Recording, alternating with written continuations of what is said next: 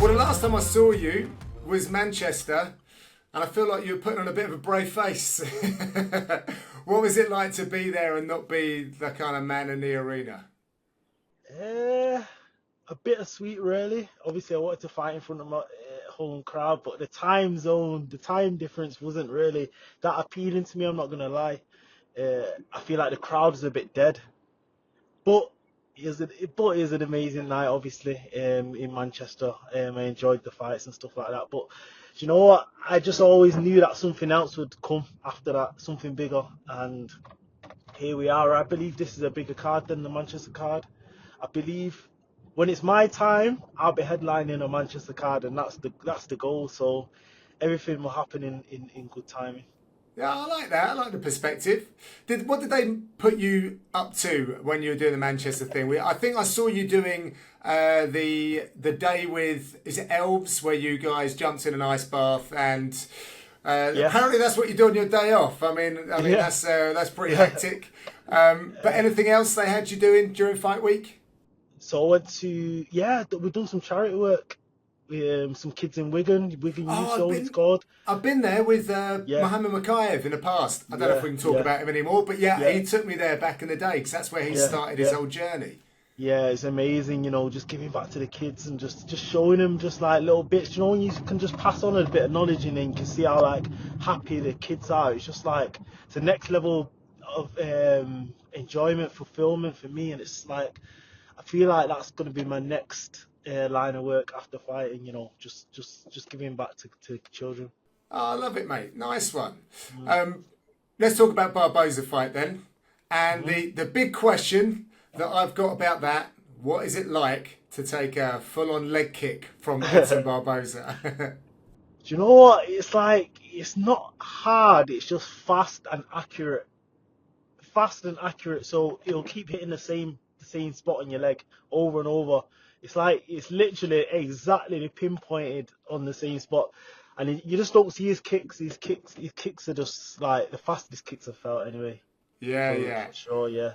I think if I was to put together, like, when you look at your ultimate MMA fighter and you take Mm, certain techniques from people, and I've yeah, always thought this before Barboza, it was like Jose Aldo and his ability to yeah, kick, but Barboza kicks like it just makes it look so easy to throw a yeah, kick yeah, that yeah, fast and yeah, that accurate, yeah. and it obvious. I appreciate it's obviously not, and I've tried and failed hmm miserably, but you guys have to prepare to go up against him. Like I'm Yes. thinking, oh boy, you're going to be limping for a couple of days after that.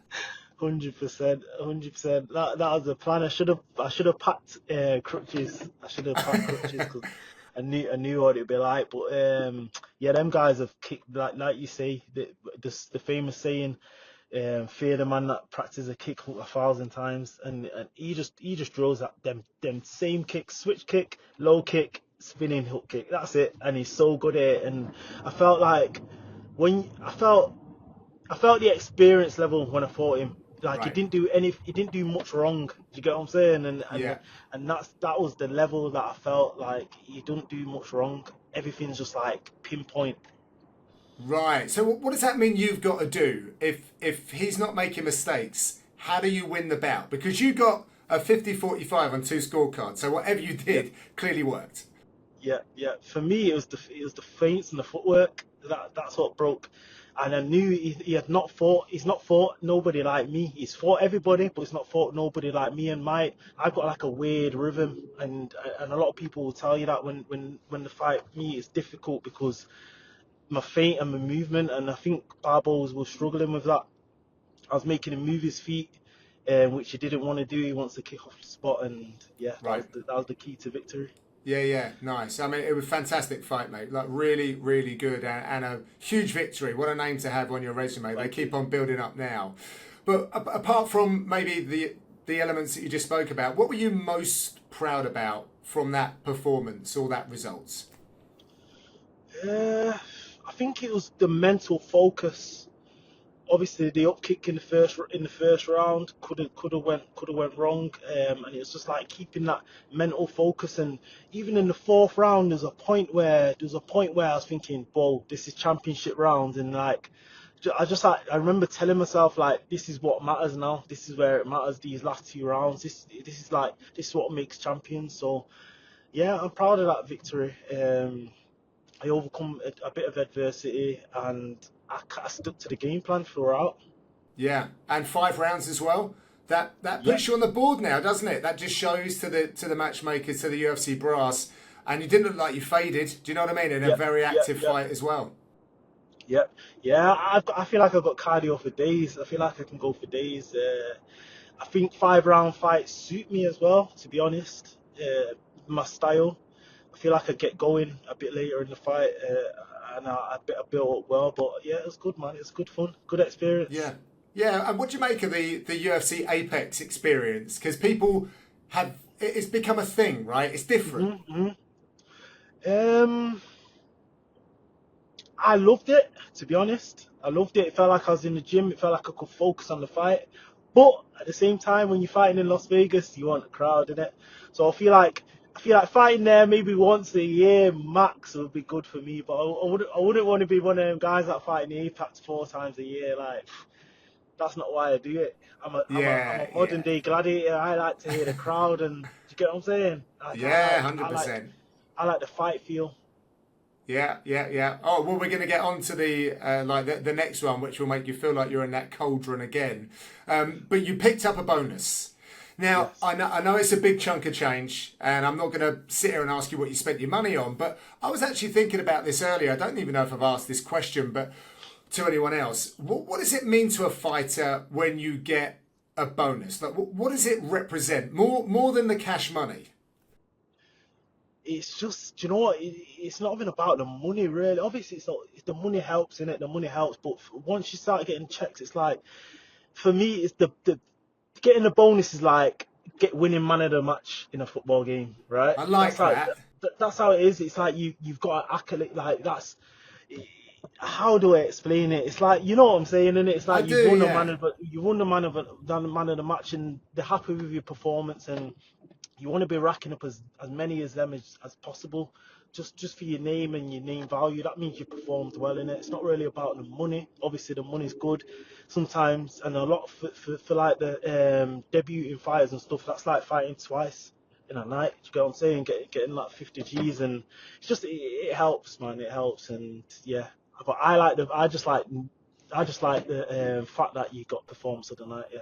Yeah, for sure. Yeah, I like that man of the match analogy. I think that's really accurate. I can certainly feel what that would mean. Yeah. So you do get the bonus, you do get the win. It's springtime. You know, there's a lot. I know you like to travel around a little bit. You took a Yes. little time off. I believe you said that you were going to take your family to Jamaica, but on my Instagram stalk, and I couldn't work that out. But where did you go? Which hotter climates did you hit in the meantime since we last You saw know you? what? So I went to Dubai, and it was a bad choice because it was too hot. So I went to Dubai in June, and that's when it is like 45 degrees. Uh, Now's a good time to go to Dubai now, when it's like 30s, mid 30s. Nice. It's hot, but it's not too hot. So I went there in June, but I always like to get away with the family after a fight, because I feel like for the 3 months leading up to the fight, I'm not even there.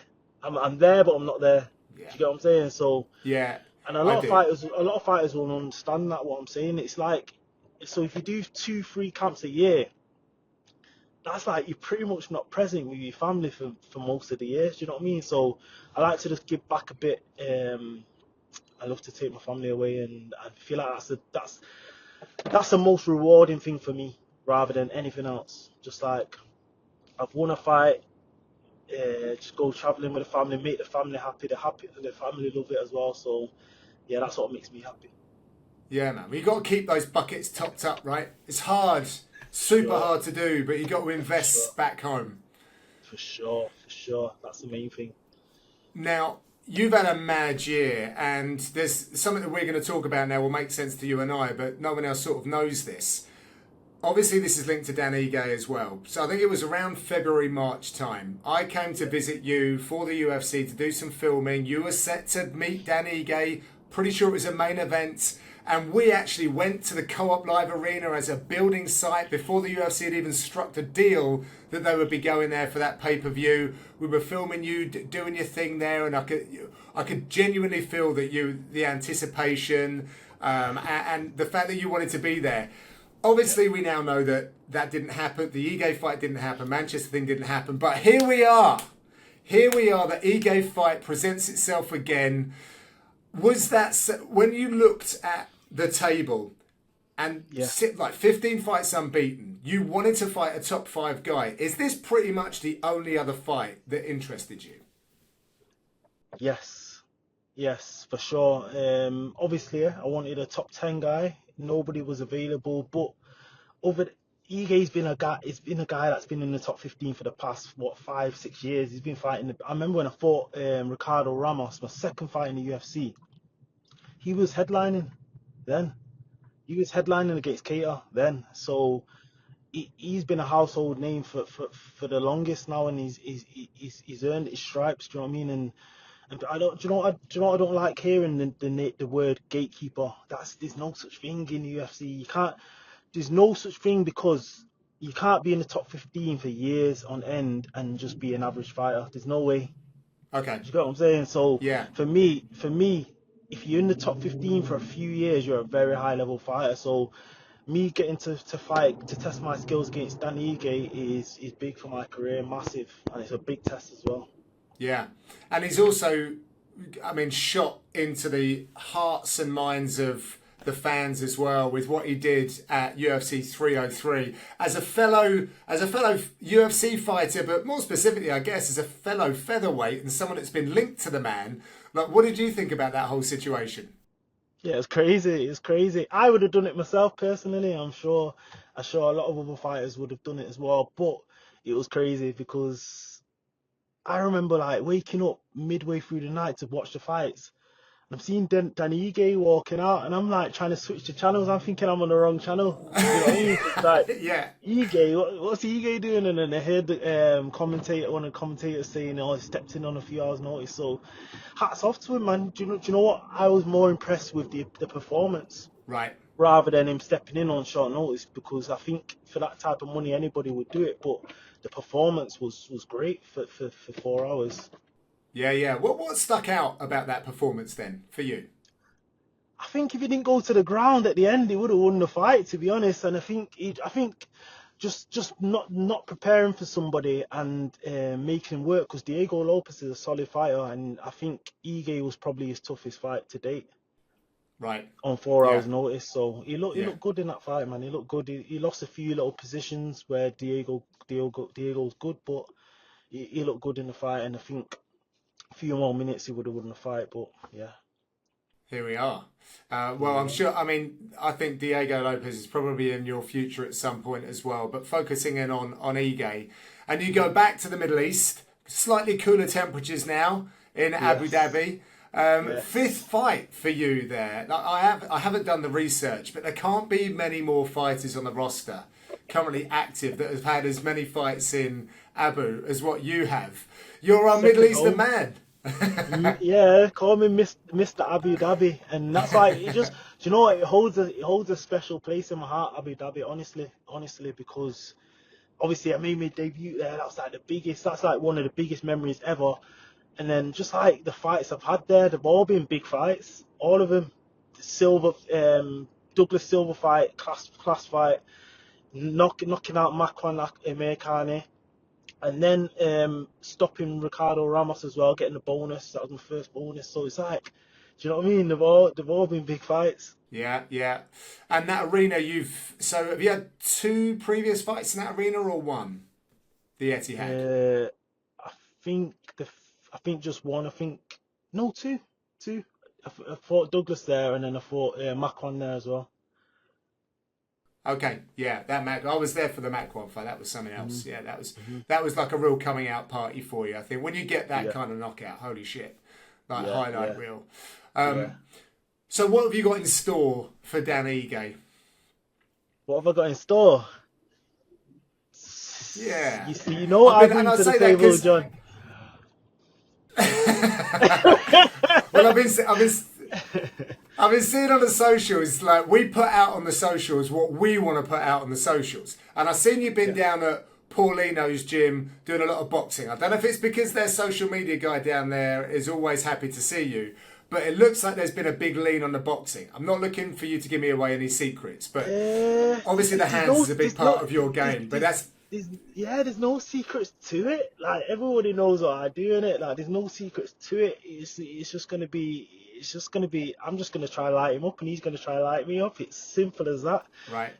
He's gonna come to try and knock me out, and I'm gonna be trying to knock him out. I haven't spent no extra time on any specific thing, to be honest. I've been working my game, and I've been working strategies against his game, which I'm sure he's doing for me too. Do you know what I'm Sure. saying?